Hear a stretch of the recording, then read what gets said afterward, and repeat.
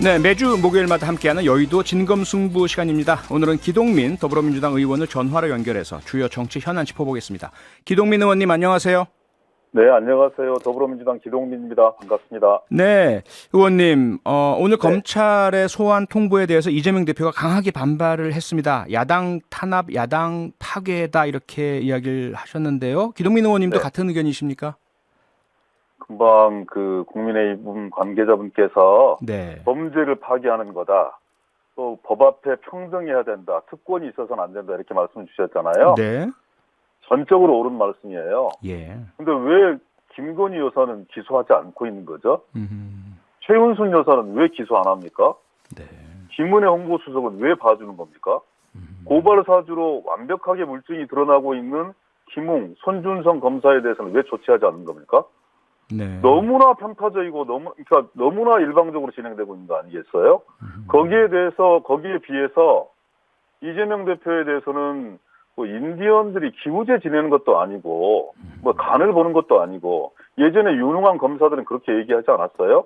무차별적으로 무원칙하게 수사를 하는 것이 아니라 네. 외과 의사들이 수술하는 것처럼 아주 날렵하게 예리한 부분들만 집어넣어서 범죄 혐의를 드러낸다 이런 거였는데 네. 선거법 위반 혐의로 뭐 기소하고 성남 FC 예전에 무혐의 받았던 거 또 다시 억지로 기소해서 소환하려고 하고 대장동 홍준표 의원이 오늘 말씀 잘하셨던데요. 얼마나 능력이 없으면 2년째 그러게 방치하는 거냐가 골자던데 네. 뭐 명확한 물증들을 못 찾은 거 아니겠습니까? 거기에 이제 또 쌍방울 변호사비 대납 문제들까지 물고 늘어질 텐데 이렇게 너저분하게 모든 범죄 혐의 사실들을 구체적인 증거도 확보하지 못한 채 흘리고 있는 것은 그 무엇 하나 뚜렷하게 혐의를 입증하기 어렵다는 반증이라고 보여지고요. 네. 그렇기 때문에 최소한의 기계적 형평과 균형도 갖추지 못한 이 수사에 대해서 네. 당연하게 야당 대표로서는 야당 탄압이라고 얘기하는 것은 너무나 당연한 것이다 이렇게 네. 생각합니다. 네, 형평성을 잃었다. 그리고 집요하게 반복적으로 여러 혐의에 대해서 계속해서 수사를 하고 있다. 이런 이제 비판이신데요. 하나의 문제는요. 그런 부분들을 감안한다 하더라도 야당의 대표가 소환에 응하지 않는 모습이 민주당으로서는 오히려 좋지 않다라는 그런 시각도 있는 것 같습니다. 검찰 출석 여부, 민주당 논의는 어떻게 돼가고 있고 기동민 의원의 개인적 생각은 어떻습니까? 당 차원에서 이 문제를 가지고 출석하지 않는 게 좋겠다 이렇게 말씀드리는 건 좀 이렇게 맞지 않는 것 같고요. 네. 다양한 의견 개진들이 있습니다. 어떻게 대응했으면 좋겠다는 다양한 의견 개진들이 있는 것이지만 네. 그것의 최종적인 판단은 이재명 당대표가 하는 것이고 당은 이재명 대표의 판단을 존중하는 것이라고 저는 생각을 하는데요. 네. 예를 들어서 적극적으로 사실을 소명해서 국민들과 함께할 수 있는 것들이 필요하다고 판단되어지면 당당하게 출석을 해서 소명을 하는 것이고 그렇지 않고 이미 짜여진 각본 속에서 형식적인 이런 절차에 불과하다 이렇게 판단이 되어진다면 그런 수모와 굴욕을 감수할 이유가 단 하나도 없는 것이죠. 거기에 맞게끔 대응하면 될 일이라 저는 이렇게 생각합니다. 네, 뭐 어쨌든 검찰의 소환 통보도 이어지고 수사도 계속 이어지다 보니까 민주당 당내에서요 이재명 대표 사법 리스크 대응 문제에 대해서 소위 말하는 친명과 비명 간의 대립이 있다 이런 관측들도 제기되고 있는데요.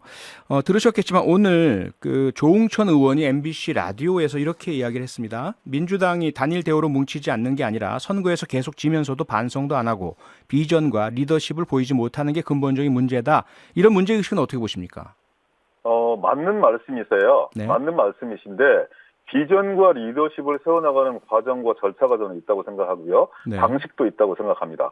그것은 예를 들어서 여야가 정당하게 경쟁할 수 있는 정치적 여건과 환경이 조성되어 있다면 저는 당연히 비전 경쟁을 하고 그리고 뭔가 인물들을 키워내는데 집중해야 된다고 생각합니다. 그런데 지금은 집권 초기임에도 불구하고 통합과 협치는 완전히 물 건너갔고요. 야당 대표 혹은 야당에 대한 집요한 탄압 국면입니다. 그래서 그것을 기계적으로 형평성에 맞게 이렇게 견주어서 말씀드릴 수는 저는 없다고 생각하고요. 지금 차원에서는 170명이나 되는 의원들이기 때문에 똑같은 목소리를 낼 수는 없는 것입니다.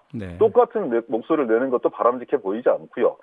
공당이기 때문에 다양한 공론이 존재하는 것이고요. 다만 다수의 공론이 무엇인가, 지금 시기를 어떻게 규정하고 있을 것인가, 그리고 이후의 상황에 대해서 어떻게 대비하는 것이 타당한 것인가에 대한 집단적인 토론들이 진행되고 있는 것이고, 네. 지금 다수의 공론은 이러저러한 문제 제기에도 불구하고 일방적이고 기계적 형평성조차도 갖추지 못한 일방적인 야당 탄압 국면이기 때문에 단호하게 대처해야 된다. 이게 대체적인 의견이다, 이렇게 말씀드립니다. 네.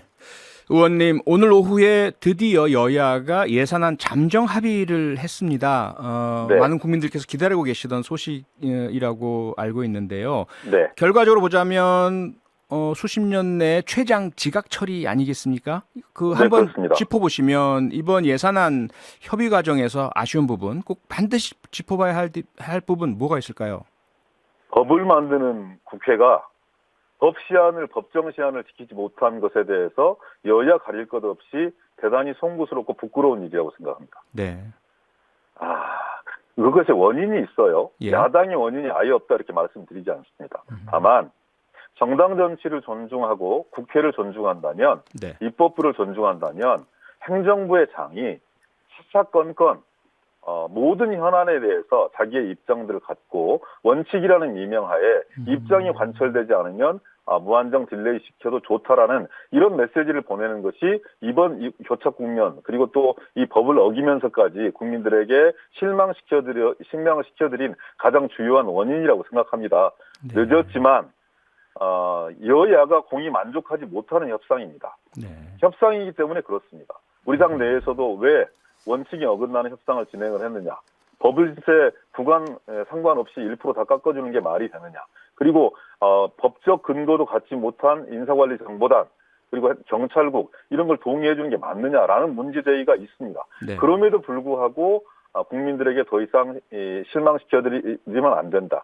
그리고 이태원 참사의 진실을 밝히기 위한 국정조사를 조금 더 정성스럽게 진행해야 된다는 이런 정치적 판단들이 있어서 우리 야당 역시 눈물을 머금고 양보안들을 받아들인 것입니다. 저는 그게 타협과 절충의 정치안이라고 생각하고요. 네. 저는 내일 의총에서 많은 의견들이 오고 갈 수 있다고 생각하지만 국민들을 최우선으로 놓고 국민 여러분들께 죄송한 마음들 가지면서도 네. 우리 당이 지금까지 해왔던 과정들을 상세하게 설명하고 이후에 국정조사에 충실할 필요가 있다, 이렇게 말씀드립니다. 네.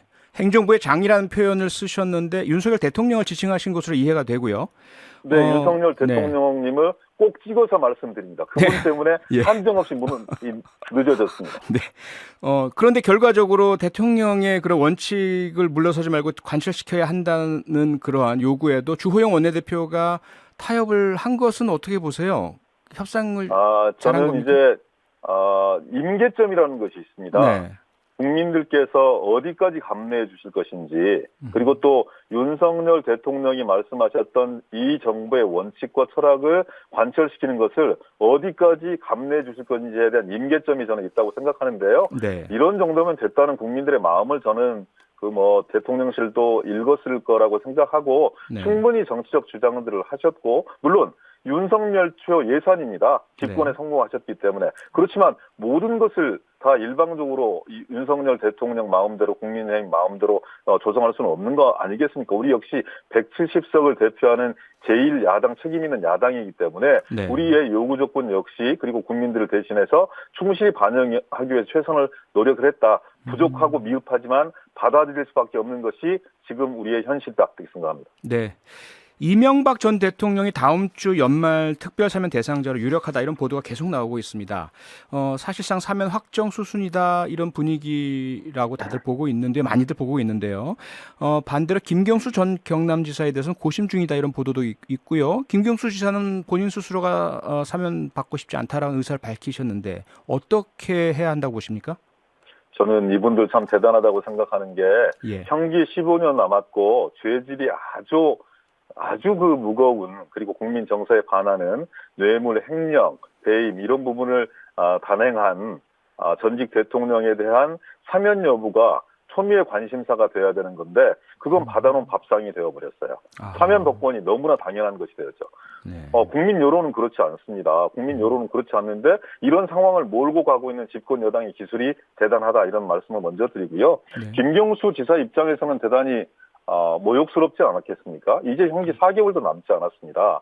그리고 본인은 단 한 번도 가석방을 원하지도 않았고 그런 절차에 임한 적도 없어요. 근데 마치 본인의 뜻과는 다른 과정과 절차가 진행되고 그것이 정치적 오해를 낳는 것이 못내 불쾌하고 부담스러워서 가석방을 원하지 않는다라는 가석방 불원서까지 낸 상황이라고 저는 생각합니다. 네. 본인 입장에서는 당연히 그럴 수 있다고 생각하지만요. 예.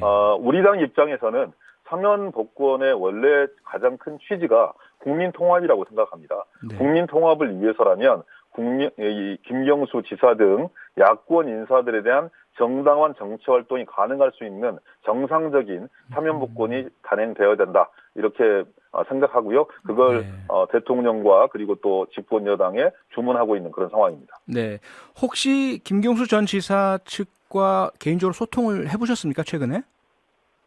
뭐 개인적으로 소통하지 않는다. 뭐 네. 조금 뭐 어떻게 좀 그런 말씀을 드리기가 우스운데요. 네. 아주 오래된 관계이고 그리고 또 김경수 지사 부인 역시 뭐 저하고만 얘기하는 것도 아니고 네. 당내 다양한 분들하고 얘기를 하고 있는 그런 과정들입니다. 예. 그리고 정확하게 김경수 지사의 지금 정치적 입장들을 국민들에게 알리는 것들이 필요하다고 판단되어서 네. 그래서 그분들과 상의해서 김경수 지사의 얘기를 전한 것이고요. 네. 또 그것과는 별개로 또 이제 김경수 지사의 가석방 불원서까지 공개가 되었던 이런 과정이기 때문에요. 네. 저는 그 입장에 지금도 충실할 것이다 이렇게 생각합니다. 알겠습니다. 오늘 말씀 여기까지 듣겠습니다. 고맙습니다. 네, 고맙습니다. 네, 지금까지 기동민 더불어민주당 의원이었습니다.